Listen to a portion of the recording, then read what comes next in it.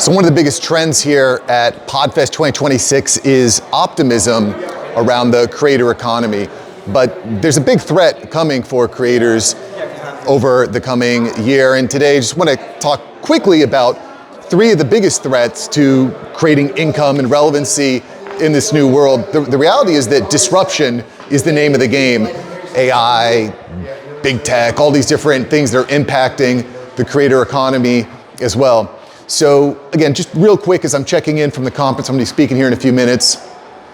I wanted to cover, I think, the three biggest threats to being successful in this new disruptive creator economy. So, understanding the problems and the threats that are coming is going to be crucial to actually succeeding and overcome. If you don't know what you're up against, you're not going to be able to have success. So the first of which is AI slop.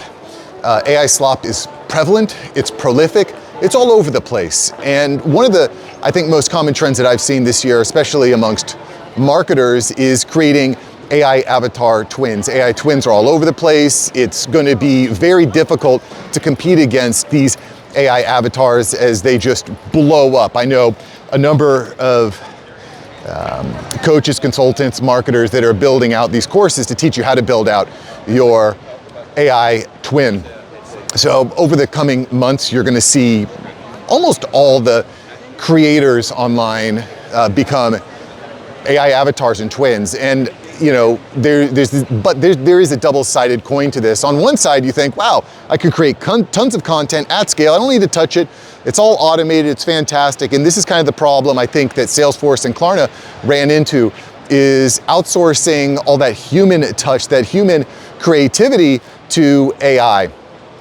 And again, at first it feels scalable and amazing, but the problem comes in quality. It comes in AI saying things that maybe didn't necessarily want it to say, and it also loses that human touch. So be aware of that. Moving forward, I think there's gonna be a lot of value in human touch. I'm gonna try to create and keep it human as long and as much as possible, especially on this channel. So make sure you're like and subscribed. All right. Two, the next big threat coming for the creator economy. Again, I'm at Podfest, and Podfest is all about podcasting, and long form content is a big part of that. And the trend that we're seeing online right now is a push towards short form content. I mean, it is taking up massive swaths of attention. And for me, as a creator who's mainly focused on YouTube, it's the platform that I love, it's the platform that we got a chance to meet on. We're seeing short form content take up more and more real estate. So we've got this situation that, if you're going to generate a realistic income online, short form content is a really tough slog. You really want to make that money and that income and that influence through long form content. Well, how does it translate in a world where people have attention spans about the length of 15 seconds? It's going to be tough, and that's a challenge to overcome. The third thing that I want to point out to all these creators who are very optimistic about the creator economy, in addition to AI slop and shortened attention spans, is big media getting into the space. We're kind of in this world where traditional media is dying.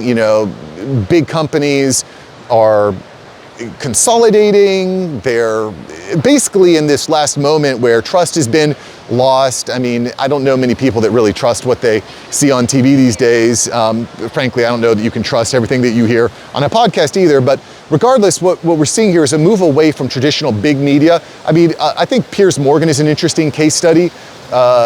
Big time broadcaster all over TV. Now he just has like a small crew in his basement and shoots YouTube content. And we're gonna see more and more of that. The reality is the expense of distribution has been consolidated. And why do I bring this up? Because at first glance, you might think, oh, well, okay, it's very cost effective. I can create a show right from my own home. I have a smartphone and a relatively inexpensive mic set.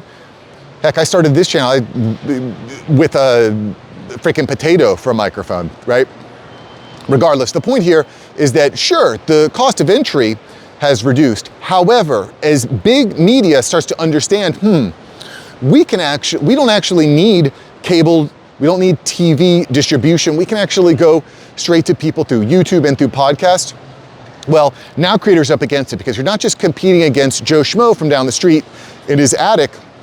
You're competing with huge networks, huge budgets, huge promotional budgets.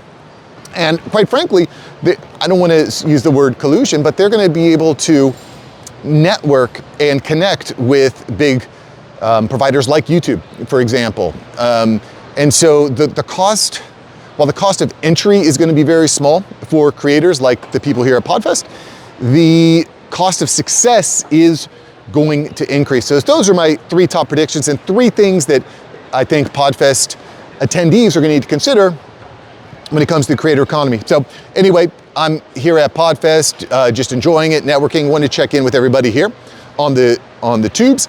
In the meantime, have a great weekend. I will see you later. Peace.